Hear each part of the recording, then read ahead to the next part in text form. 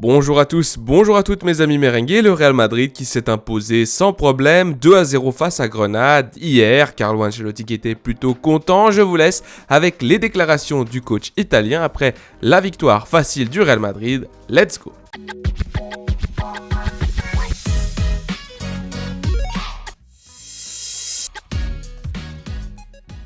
On y va tout de suite avec la première question. Pouvez-vous nous dire ce qu'il se passe avec Carvajal? S'il y a quelque chose, on l'a vu sortir à la pause, et aussi nous faire un petit résumé de la rencontre qui a été assez calme, assez tranquille, semble-t-il. Carlo qui répond: Carvajal, je pense qu'il s'agit d'une surcharge musculaire, d'une surutilisation. Nous verrons cela demain, nous l'évaluerons. Cela ne semble rien de très grave. Le match, ça a été un bon match, bien contrôlé, bien réalisé. L'équipe était concentrée. Nous avons évité les risques grâce à une très bonne vigilance défensive pour éviter les contres et nous avons eu un bon maniement du ballon. Question numéro 2, je voulais vous poser une question sur Brahim, sur le fait qu'il se révèle peu à peu et qu'au cours du dernier mois, il a repris du poil de la bête et fait désormais partie des titulaires possibles de cette équipe.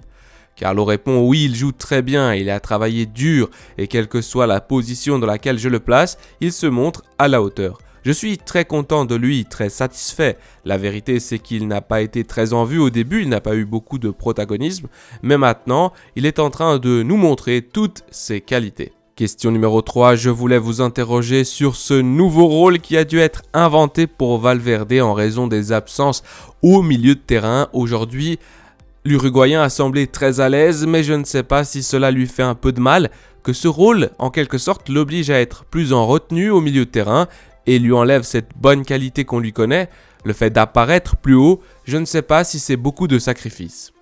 Carlo répond: je pense qu'il aime cette position parce qu'il l'occupe aussi en équipe nationale. Il s'en sort très bien, car je pense il est vraiment difficile de dire quelle est la meilleure position pour Valverde sur le terrain. La vérité, c'est qu'un peu plus en retrait, c'est plus difficile pour lui d'arriver dans la zone adverse, c'est vrai, même si aujourd'hui, il a eu une occasion. Mais le travail qu'il accomplit dans n'importe quelle position est vraiment très utile pour l'équipe. Question numéro 4, c'est le 3e match en 7 jours. Eh bien, le rival marque aussi un peu le rythme de la rencontre de par ce qu'il propose. Je voulais vous interroger maintenant sur le match de demain entre le Barça et l'Atlético de Madrid. Vous avez repris l'avantage, la tête du championnat. Je ne sais pas si pour cette rencontre, vous avez une préférence en ce qui concerne le résultat. Non, répond Carlo, je pense que ce sera un match divertissant.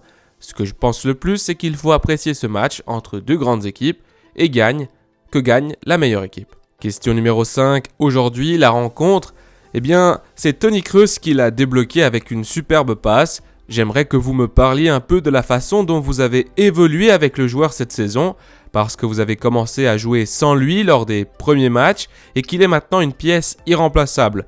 Qu'est-ce qui le rend unique par rapport aux autres joueurs de ce milieu de terrain? Unique, répond Carlo. Il ne rate jamais ses passes et choisit toujours la meilleure solution. C'est aussi un milieu de terrain qui veut le ballon. Il n'a pas peur de la pression, il s'oriente toujours très bien. Le meilleur aspect de Toni Kroos, l'orientation, le contrôle qu'il a. Il est toujours dans la bonne position lorsqu'il reçoit le ballon. Toni Kroos est irremplaçable même lorsqu'il ne joue pas.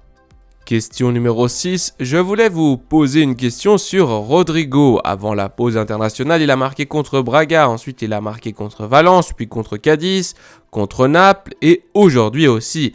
Comment le voyez-vous? Comment voyez-vous cette série de buts du Brésilien? Carlo répond: Rodrigo va bien, il est revenu à son meilleur niveau, il marque beaucoup de buts et aujourd'hui il a également démenti ce qu'il pense, à savoir qu'il ne marque qu'à gauche. Il peut aussi marquer. Rodrigo, quand il est en forme, il marque à gauche, dans l'axe, à droite.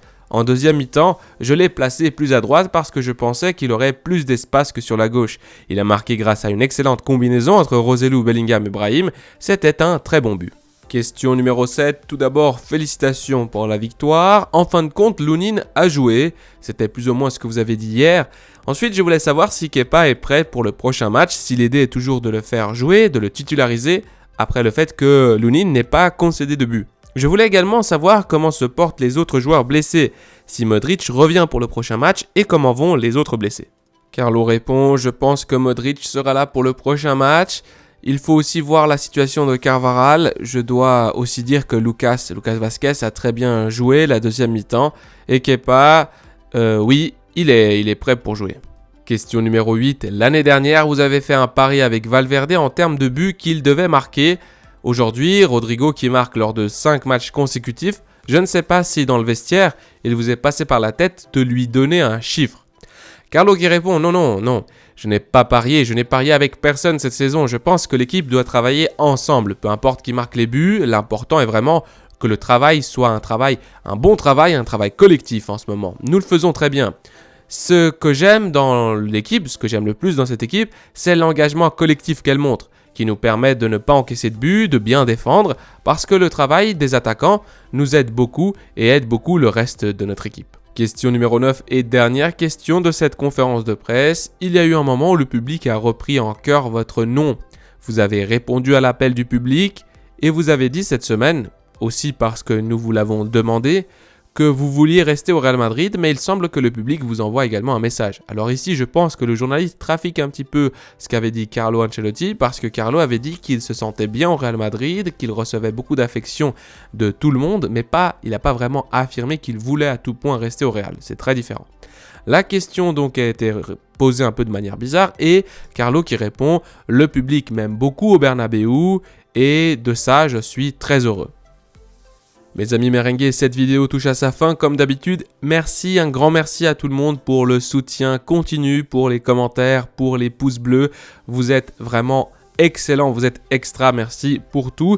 Il faudra maintenant être attentif au match entre le FC Barcelone et l'Atlético de Madrid. Ce soir, 21h, un match des équipes les plus dangereuses pour venir nous chercher en tête du championnat. On verra bien l'issue de cette rencontre. Pour moi, le match nul serait le meilleur résultat pour les intérêts du Real Madrid. Je ne sais pas ce que vous en pensez. En tout cas, je vous laisse. À la Madrid y nada más. Prenez soin de vous, des vôtres et de votre famille. C'est le plus important.